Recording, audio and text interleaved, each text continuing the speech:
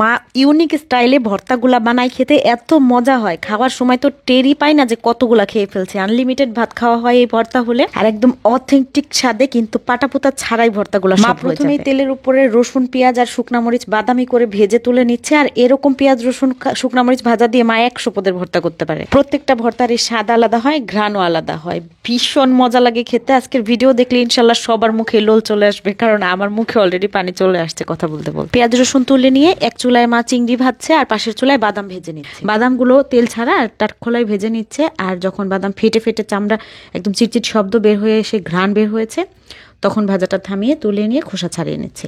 আর এদিকে চিংড়িটা ভাজা হয়ে গেল, এটা তুলে নিয়েছে। ওই প্যানের মধ্যেই মা দিয়ে দিয়েছে হচ্ছে কালো জিরা। কালো জিরা ভাজার সময় কিন্তু কোনো তেল দেয় নাই, প্যানে যে তেলটুকু ছিল ওইটুকুর মধ্যে ভেজে নিচ্ছে। তারপর কালি জিরা তুলে নিয়ে এর মধ্যে দিয়ে দিচ্ছে কিছু লইটা শুটকি। লইটা শুটকিটা একটু কম আছে, সময় নিয়ে ভালো করে ভাজতে হবে, যাতে শুটকির ভিতরেও খুব ভালো মতো ভাজা হয়ে যায়। এই ভর্তাগুলো এত শর্টকাট ওয়েতে করা হয়, কিন্তু খেতে খুবই মজা হয়। ভাতের সাথে, বোয়া ভাতের সাথে, খিচুড়ির সাথে, সবকিছুর সাথে অসম্ভব মজা হয়। এত মজা করে এই ভর্তাগুলো মা বানায়, পাটায়ও বাটা লাগে না। ইদানিং তো ব্লেন্ডারে ভর্তা করে, তাও অনেক মজা হয়। তো প্রথমেই যে পেঁয়াজ, রসুন আর শুকনো মরিচ ভেজে নিয়েছিল মা, সেগুলোকে ব্লেন্ডারের জারের মধ্যে নিয়ে তারপর এর মধ্যে এখন আমি দিয়ে দিচ্ছি স্বাদ মতো লবণ। মা পাশে বসে বলে দিচ্ছিল, আমি সবকিছু দিচ্ছিলাম। তো স্বাদ মতো একটু লবণ দিলাম, বেশি করে লবণ দিলাম, কারণ এটা থেকেই সব ভর্তাগুলো বানাবো। এখন ব্লেন্ডারের মধ্যে নিয়ে কয়েকটা পালস দিয়ে এটাকে ভর্তা তৈরি করে নেব। কোনো পানি কিন্তু ব্যবহার করি না, একটু তেলের মধ্যে ভেজে নিয়েছি, যে তেল তেলা ভাব আর রসুন পেঁয়াজের রসে এটা ব্লেন্ড হয়ে গেছে। অল্প কয়েকবার পালস দিলেই হয়ে যাচ্ছে। তারপর এই ভর্তাগুলোকে তুলে নিচ্ছি। এখন আমি একটা একটা করে ভর্তা বানাবো, আর যেই ভর্তার জন্য যতটুকু রসুন পেঁয়াজ মরিচ লাগবে ততটুকু তুলে নিচ্ছি। এখানে 3-4 চামচের মতো নিলাম, আর বাদাম নিলাম প্রায় হাফ কাপের মতো। এখন বাদাম ভর্তা করছি। বাদাম ভর্তা হাফ ব্লেন্ড হওয়ার পরে সাথে আমি একটা কাঁচা পেঁয়াজ মিশিয়ে দিই। এই যে হালকা একটু ছেঁচা ছেঁচা ভাব হয়ে যাচ্ছে পেঁয়াজটা, এটা দাঁতের নিচে পড়বে, খাওয়ার সময় অনেক মজা লাগবে।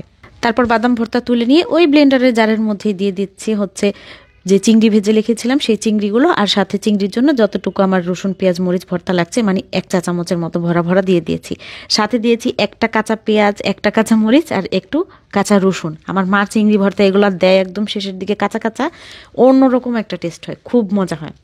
তারপর চিংড়ি ভর্তা তুলে নিয়ে এখানে কালো জিরা আগে শুধু ফাঁকা ব্লেন্ডারে গুঁড়া করে নিয়েছে। এটা রসুন পেঁয়াজের সাথে মিলালে সবসময় আবার ব্লেন্ড হতেও চায় না। তো তারপরে কালো জিরা ভর্তার মধ্যে 1 চা চামচের মতো লেগেছে রসুন পেঁয়াজের ভর্তা, ওইটা দিয়ে শেষের দিকে কিন্তু একটু রসুন দিয়েছি কালো জিরা ভর্তায়।